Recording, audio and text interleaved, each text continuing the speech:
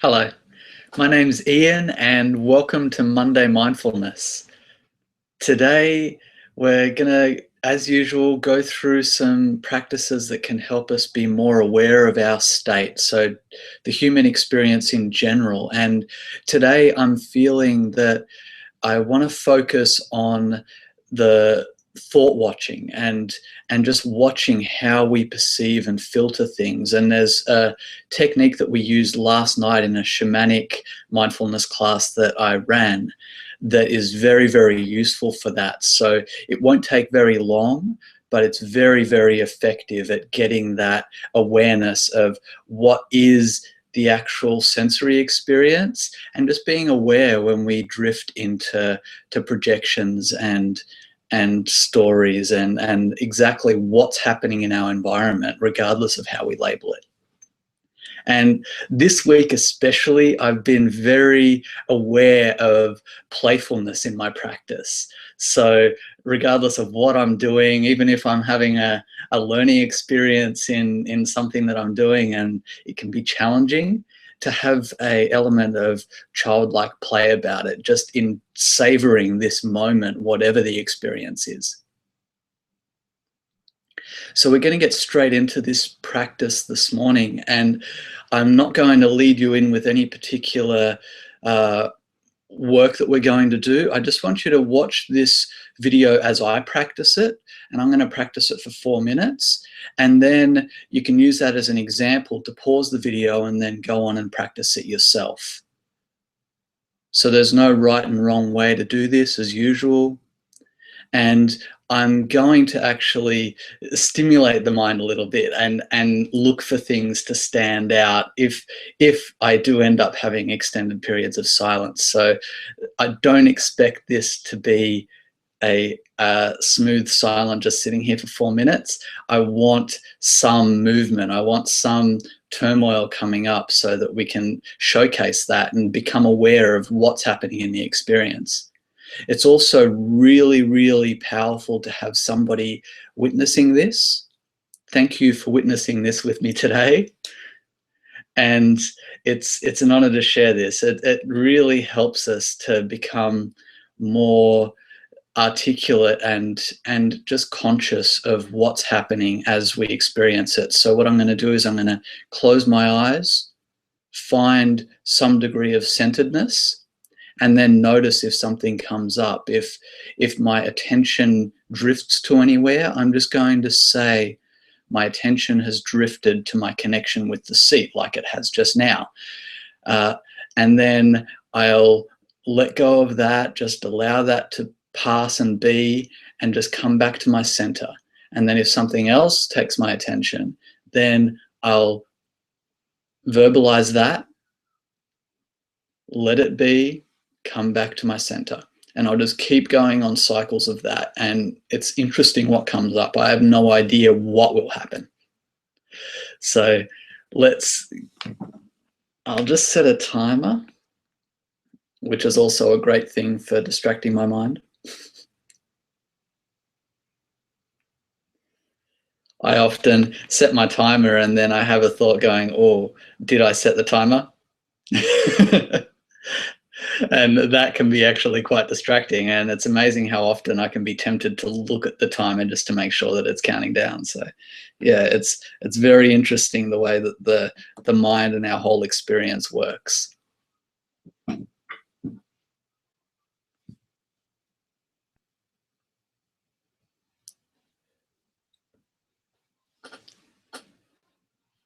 Okay, so I have set the timer, and I feel a little bit of giggliness about the whole timer thing. And now just back to the center. I heard a sound outside and I wanted to reach to try to make a story about it,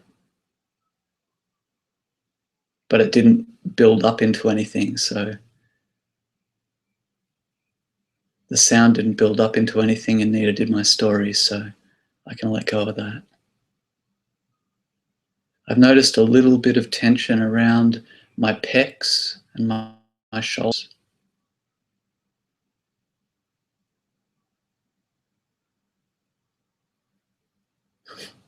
My mind just drifted onto the timer again.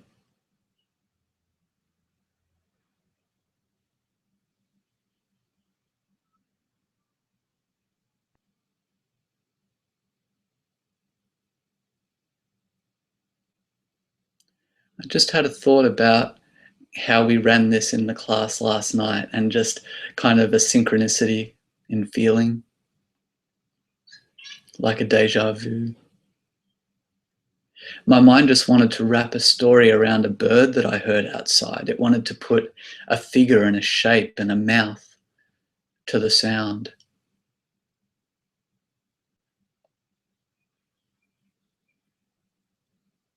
I noticed my shoulders wanted to hunch forward a little bit, back to the center.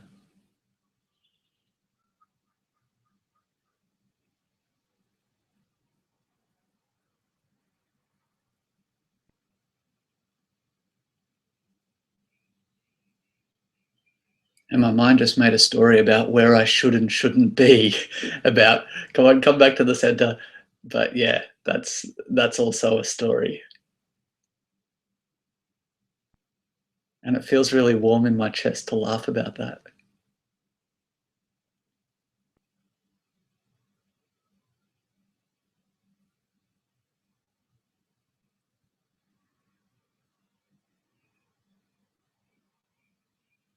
There's some stillness here, and I feel drawn to talk about it, so I am.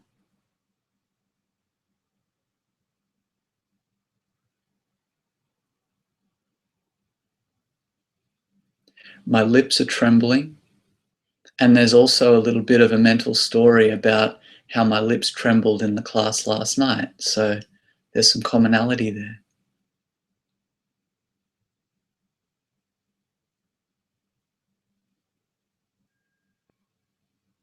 My stomach just relaxed.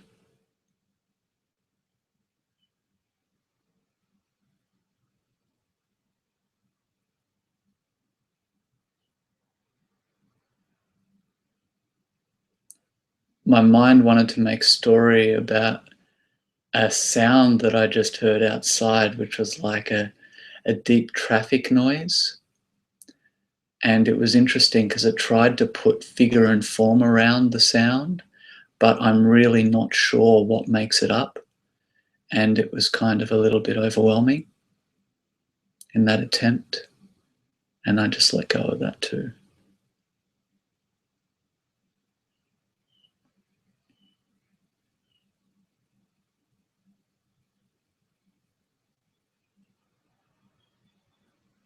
I noticed my chin wanted to float up.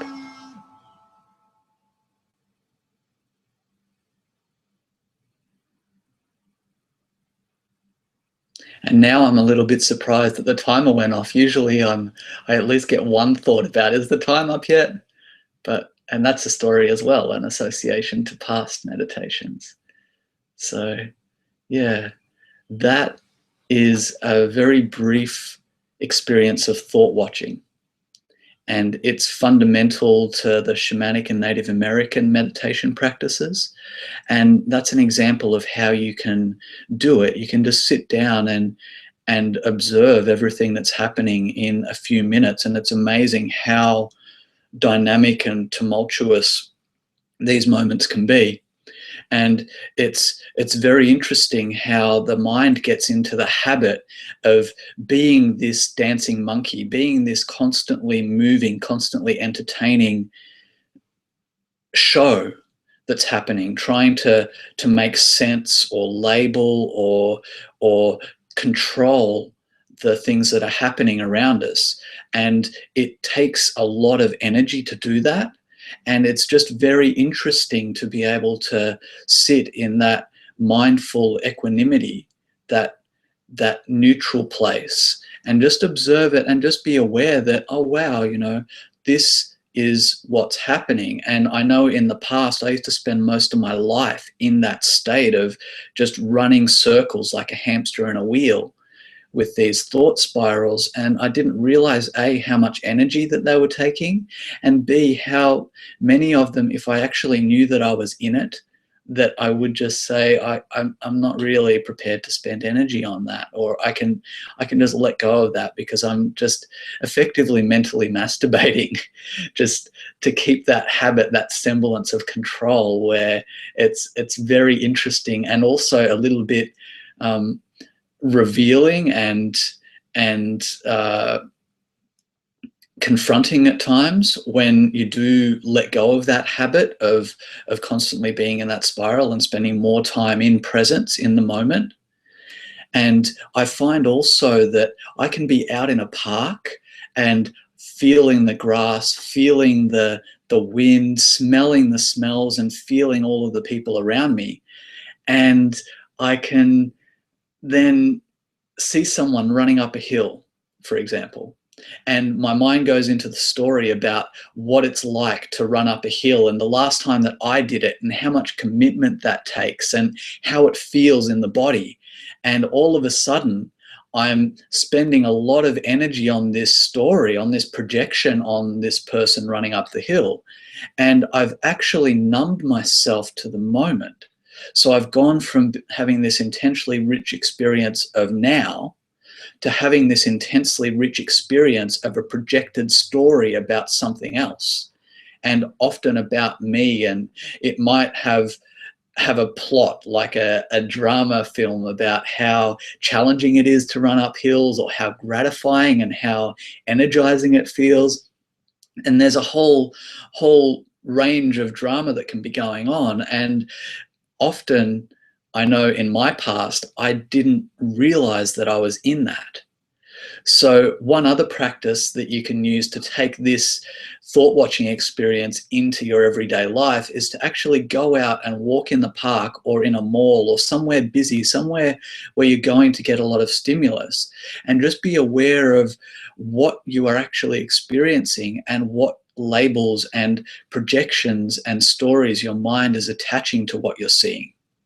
So if you see someone who's tremendously athletic, what comes up for you there? What are you experiencing? And just using that as a practice to realize, oh wow, my mind wants to run into a story here, and what am I really experiencing? So can I just be in the park and share the experience of somebody running up a hill, and not actually get so caught up into my own drama about it?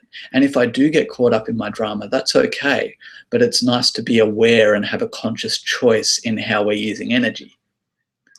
So just practice with that, have fun with it, see how it feels for you. I know that this particular practice becomes even more intense when I do it in somewhere that's a familiar environment. So I started practicing it in a place where I didn't really feel so much at home. And it was interesting to come into places where I was very familiar and then start practicing that, and realize that the temptations to get into automatic habits was greater in places where I'd already built a normal and a habit. And it broke me out of that normal very quickly. And it came to a point where I came to these places that used to be really, really familiar and comfortable, and now they were new, they were rich, they were vibrant with this moment. And it just helped me with that habit of living in presence and making that a natural way of being. So I'm really excited to hear about what your experience is with watching these urges to project and to make stories. And I'd just, love to hear how it's going in your life and how you're applying it. Thank you for joining us. Subscribe on the subscribe button, and join me for Monday Mindfulness next week. Same time, same place. Have a wonderful week. Aho.